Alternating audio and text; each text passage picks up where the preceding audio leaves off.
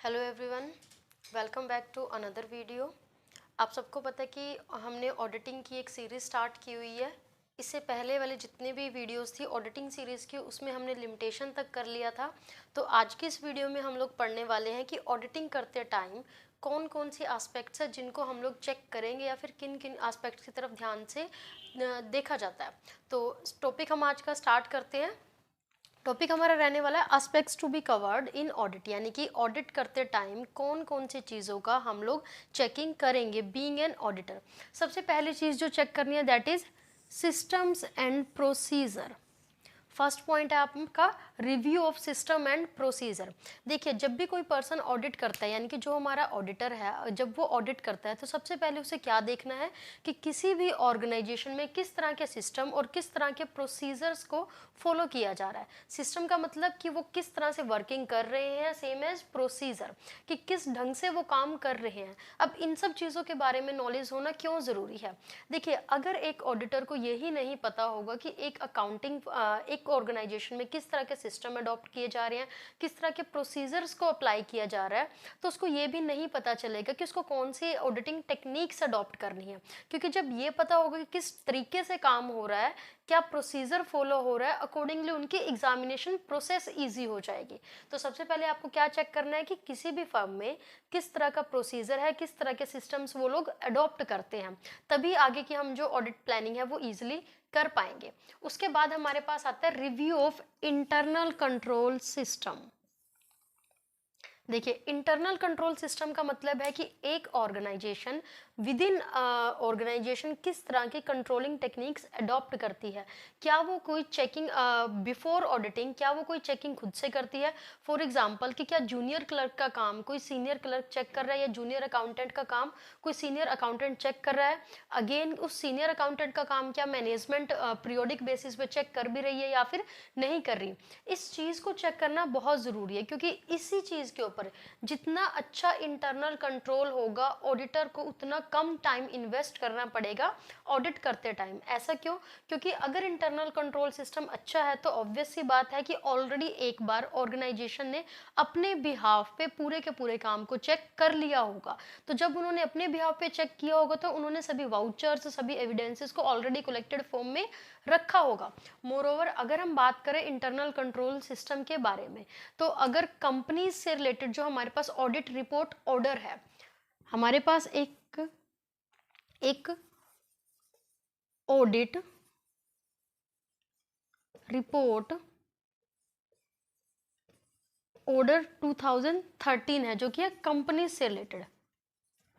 इसके according internal control system की effectiveness के बारे में एक ऑडिटर को कमेंट करना ज़रूरी है।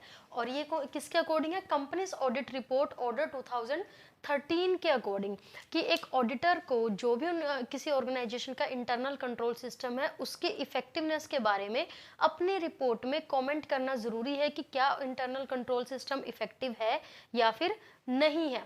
तो यू कैन से कि जो इंटरनल कंट्रोल सिस्टम का रिव्यू है वो एक तरह से कंप्लायंस बन जाता है कि एक ऑडिटर को उसको चेक करना ही पड़ेगा, क्योंकि इस चीज़ के बारे में उसको अपने रिपोर्ट में लिखना है, और that is as per the company audit report order 2013। इसके बाद हमारे पास जो नेक्स्ट पॉइंट आता है वो होता है रूटीन चेकिंग और अर्थमेटिकल एक्यूरेसी। देखिए, अर्थमेटिकल एक्यूरेसी और रूटीन चेकिंग का क्या मतलब है? अर्थमेटिकल एक्यूरेसी का मतलब है कि क्या हमने सभी बुक्स ऑफ अकाउंट्स, चाहे वो हमारी जर्नल बुक हो, चाहे वो लेजर पोस्टिंग हो, या उसके बाद की ट्रायल बैलेंस और फर्दर जो हम प्रोसीडिंग्स करते हैं, क्या उन सब में हमने अपनी अर्थमेटिकल एक्यूरेसी, यानी कि जो फिगर्स रिलेटेड जितनी भी चीज़ें हैं या जो जितने भी अमाउंट्स हमने लिखे हुए हैं, क्या वो हमने सही ढंग से लिखे हैं या फिर नहीं लिखे हैं। क्योंकि कई बार क्या हो जाता है कि देखिए, अगर सपोज कीजिए हमारे पास कोई अमाउंट है, हमारे पास 5000 रुपीज़ है, हो सकता है जनरल एंट्री में 5000 रुपीज़ की एंट्री की गई हो, लेकिन जब इसको फर्दर लेजर में पोस्टिंग किया गया हो तो बाय मिस्टेक ये सिर्फ 500 रुपीज़ लिखते गए, तो ये क्योंकि ये एक तरह के आप बोल सकते हैं ये ह्यूमन एरर है, ये बहुत बार हो सकता है। तो अर्थमेटिकल एक्यूरेसी का जब हम प्रोसेस तय करते हैं तो हम उसमें यही चेकिंग करते हैं कि क्या कोई इस तरह की गलती तो नहीं हुई हुई है। वन मोर थिंग, अकाउंटिंग के दौरान फर्म्स क्या करते हैं या फिर जब भी बुक्स ऑफ अकाउंट्स मेंटेन किए जाते हैं तो फर्म्स अर्थमेटिकल एक्यूरेसी को चेक करने के लिए ट्रायल बैलेंस मेंटेन करती है। ट्रायल बैलेंस के दोनों साइड डेबिट और क्रेडिट अगर आपको सही इक्वल बैलेंस शो कर रहे हैं तो इसका मतलब है कि अमाउंट वाइज आपने जो एंट्रीज है वो सही अकाउंट्स में पोस्ट की है। तो एक ऑडिटर को ये भी चेक करना है कि क्या वो इस तरह की टेक्निक्स यानी कि ट्रायल बैलेंस और अर्थमेटिकल एक्यूरेसी को जो चेक कर रहे हैं उन सब चीज़ों को अडॉप्ट कर रहे हैं या फिर नहीं कर रहे हैं। नेक्स्ट हमारे पास आने वाला है verification of assets and liability. देखिए, वेरिफिकेशन ऑफ एसेट के लिए हमारे पास कुछ अलग तरीके हैं, वेरिफिकेशन ऑफ लाइबिलिटीज के लिए हमारे पास कुछ अलग तरीके हैं। लेट्स टेक एग्जांपल, अगर हम एसेट की बात करें, अब हमारे पास जो एसेट्स बैलेंस शीट में लिखी होती हैं उनको वेरीफाई करने के लिए डिफरेंट टेक्निक है। फॉर एग्जांपल हमारे पास एसेट की वैल्यूएशन हो सकता है आपकी जो बैलेंस शीट है उसमें वो लिखी हुई है बुक वैल्यू पे। अब बुक वैल्यू पे मेंटेन करते टाइम हो सकता है डेप्रिसिएशन की वैल्यू उनमें से डिडक्ट की गई हो। अब देखिए, डेप्रिसिएशन को चार्ज करने के हमारे पास डिफरेंट मेथड है, हमने ऑलरेडी प्रीवियस वीडियो में डिस्कस किए थे कि जैसे स्ट्रेट जो हमारे पास है return down value method and straight method. अब इन दोनों में से अकाउंटिंग के टाइम पे एक अकाउंटेंट कोई भी मेथड अडॉप्ट कर सकता है। तो ऑडिटर को यहाँ पे चेक करना है कि क्या ये जो मेथड उन्होंने अडॉप्ट किया है ये प्रीवियस ईयर से सिमिलर है या इस ईयर में उसमें कोई चेंजेस तो नहीं किए गए हैं। अगर चेंजेस किए गए हैं तो वो किस कारण से चेंजेस किए गए हैं। तो ये सब चीज़ें यानी कि हमारी एसेट्स की वैल्यू जो भी आपने अपनी बुक्स ऑफ अकाउंट्स में मेंटेन की है क्या वो सही है या फिर नहीं है। सिमिलर एज हमारे पास जो एक स्टॉक जो हमारे पास रिमेनिंग स्टॉक रह जाता है क्लोजिंग स्टॉक, उसको हम लोग अपनी बुक्स ऑफ अकाउंट में या तो बुक वैल्यू पे कंसीडर कर सकते हैं या फिर हम उसको कंसीडर कर सकते हैं मार्केट वैल्यू पे।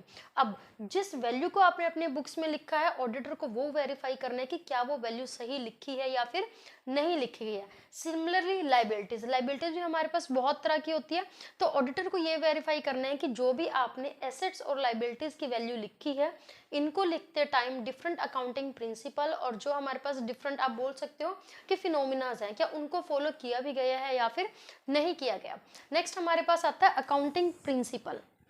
देखिए, प्रिंसिपल्स क्यों जरूरी हैं, क्योंकि अगर अकाउंटिंग प्रोसीजर्स करते टाइम प्रिंसिपल्स का ही ध्यान नहीं रखा गया तो ये एक तरह से आप बोल सकते हो बेस में ही कोई ना कोई आप मिस्टेक कर दोगे। फॉर एग्जांपल अगर हम बात करें, सपोज कीजिए आपने कोई वेजेस पे की थी मशीनरी की रिपेयर के लिए, यानी कि मशीनरी के रिपेयर करने के लिए उसको इंस्टॉल करने के लिए कोई वेजेस पे की थी। अब अकाउंटिंग प्रिंसिपल के अकॉर्डिंग जो भी खर्चे आप करते हैं अपनी एसेट्स को इंस्टॉल करने में या फिर आप बोलो कि एसेट्स की जो कैपेसिटी है उसको इंक्रीज करने में, तो अब यहाँ पे मशीनरी है अगर आप उसकी रिपेयर करा रहे हो तो वो एसेट्स की कैपेसिटी को इंक्रीज कर रहा है या फिर आप बोल सकते हो कि एसेट्स को वर्किंग कंडीशन में लेके आने के लिए सही है। As per the accounting principle इस तरह के जो खर्चे थे वो आपको एड ऑन करने चाहिए थे मशीनरी की वैल्यू में, लेकिन बाय मिस्टेक अगर आपने इनको नॉर्मली रिपेयर या फिर इनको वेजेस अकाउंट में डाल दिया है तो इस तरह की जो एंट्रीज हैं वो अकाउंटिंग प्रिंसिपल के अकॉर्डिंग सही नहीं होंगी। तो आपको ये चेक करना है कि जो भी हमारी फर्म है क्या वो डिफरेंट अकाउंटिंग प्रिंसिपल्स को ध्यान में रख भी रही है या फिर नहीं रख रही है। इसी तरह से अब जैसे हम बात करें जो हमारे इनकम्स हैं उनको रिकॉर्ड करने के से रिलेटेड हमारे पास इनकम को रिकॉर्ड करने के दो बेसिस है मेनली, एक होता है हमारे पास कैश बेस और एक होता है एक्रूअल बेस। तो हमने किसको अडॉप्ट किया हुआ है, प्रीवियस ईयर में यूनिफॉर्मिटी है या नहीं है, हर बार सिमिलर तरीके से हमने फॉलो किया है या नहीं किया या उसमें कोई चेंजेस है। तो ऑडिटर को यही चेक करना है कि अकाउंटिंग प्रिंसिपल से रिलेटेड जो यूनिफॉर्मिटी है वो मेंटेन की भी गई है या फिर नहीं की गई है। नेक्स्ट हमारे पास जो पॉइंट आता है वो होता है ट्रू एंड फेयर व्यू। देखिए, अकाउंटिंग का भी बेसिक सा एक अगर हम बोले कि ऑब्जेक्टिव यही है कि जो भी आप अपने बुक्स ऑफ अकाउंट्स मेंटेन कर रहे हो उसमें से जो इन्फॉर्मेशन ड्राइव कर पा रहे हो वो ऑर्गेनाइजेशन के बारे में आपको सही इन्फॉर्मेशन दी जा रही है। और ऑडिटिंग का क्या हमारा ऑब्जेक्टिव रहता है कि बुक्स ऑफ अकाउंट्स में जो इन्फॉर्मेशन दी गई है क्या वो सही भी है या फिर नहीं है। अगर हम इन देखें तो इन दोनों का ऑब्जेक्टिव सिमिलर है। पहला है अगर अकाउंटिंग की बात करें तो अकाउंटिंग का मेन ऑब्जेक्टिव क्या है कि आप अपने पूरे के पूरे एक पर्टिकुलर टाइम पीरियड की जो भी आपको फाइनेंशियल पोजीशन है उसको ड्राइव करना चाह रहे हैं, प्लस वो जो इन्फॉर्मेशन है वो सही होनी चाहिए। ऑडिटर क्या कर रहा है, जो आपने फाइनेंशियल पोजीशंस ड्राइव की हैं उनको वेरीफाई करने का काम कर रहा है कि क्या वो सही है या फिर नहीं है। तो यहाँ पे आपको यही चेक करना है कि जो भी आप व्यूज अपने दे रहे हो वो किस बेसिस पे दे रहे हो, उनके चेकिंग करते टाइम कोई इस तरह की मिस्टेक तो नहीं हुई है कि आपसे कोई भी प्रीवियस एरर छूट गई हो। तो यहाँ पे आपको यही इंश्योर करना है कि आप जो भी वर्क करके देने वाले हो बीइंग एन ऑडिटर, वो किसी भी ऑर्गेनाइजेशन के ट्रू और फेयर व्यू को प्रेजेंट करने वाली है। इसके बाद हमारे पास नेक्स्ट पॉइंट आता है, दैट इज स्टैट्यूटरी कंप्लायंस। देखिए किसी भी कंपनी के लिए, किसी भी ऑर्गेनाइजेशन के लिए, अगर वो बिजनेस ऑर्गेनाइजेशन है तो डिफरेंट स्टैट्यूटरी कंप्लायंसेस होते हैं। फॉर एग्जांपल कुछ रजिस्ट्रेशन की फॉर्मेलिटीज आप कह सकते हैं, इसी तरह से इनकम टैक्स एक्ट के अकॉर्डिंग आपको कुछ फॉर्मेलिटीज करनी पड़ती हैं, और इसके अलावा कुछ लीगल फॉर्मेलिटीज है जो based on the type of organisation different different होती है। तो ऑडिटर को ये इंश्योर करना है कि जिस ऑर्गेनाइजेशन का वो ऑडिट कर रहा है उसने अपने सभी स्टैट्यूटरी कंप्लायंसेस को कंप्लीट कर लिया है। फॉर एग्जाम्पल अगर हम एक नॉर्मल से कंप्लायंस की बात करें, हर ऑर्गेनाइजेशन के लिए जो कंपनी फॉर्म ऑफ ऑर्गेनाइजेशन है उनके लिए ये जरूरी है कि एटलीस्ट वंस अ ईयर वो अपने जो जितने भी शेयर होल्डर्स हैं उनके साथ एक एनुअल जर्नल मीटिंग करें। अब ये एज पर कंपनीज एक्ट एक नॉर्मल कंप्लायंस है। तो ऑडिटर को ये इंश्योर करना है कि क्या उस ऑर्गेनाइजेशन ने इस तरह के जो कंप्लायंसेस हमारे पास कंपनीज एक्ट के अकॉर्डिंग है क्या उनको पूरा किया है या फिर नहीं किया हुआ। And the last point is related to reporting. देखिए एज यू नो, जब भी हम ऑर्गेनाइजेशन की बात करते हैं तो चाहे हम ऑडिटिंग की बात करें या फिर हम बात करें अकाउंटिंग सिस्टम की भी, तो एक पर्सन जो अकाउंटिंग कर रहा है या ऑडिटिंग कर रहा है उनको अपनी रिपोर्ट किसी को सबमिट करनी है।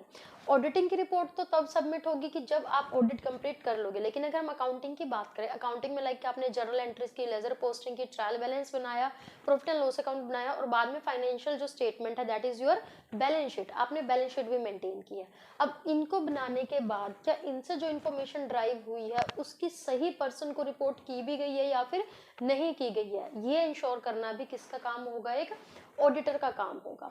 तो ये थे कुछ पॉइंट कि जिनको आप माइंड में रखोगे जब आप ऑडिटिंग कंडक्ट करोगे। ऑडिट करते टाइम इन सब चीज़ों को ध्यान में रखना ज़रूरी है, क्योंकि एक ऑडिटर को यही चीज़ें हैं जो अपने throughout the auditing process check करनी है। आई होप आपको ये समझ आ गया होगा। स्टिल अगर आपको कोई भी डाउट है तो आप कमेंट सेक्शन में लिख सकते हैं, और इससे पहले की वीडियोस अगर आपने नहीं देखी हैं तो प्लीज़ उन वीडियो को देख लीजिएगा और चैनल को सब्सक्राइब भी कर लीजिएगा। Thank you.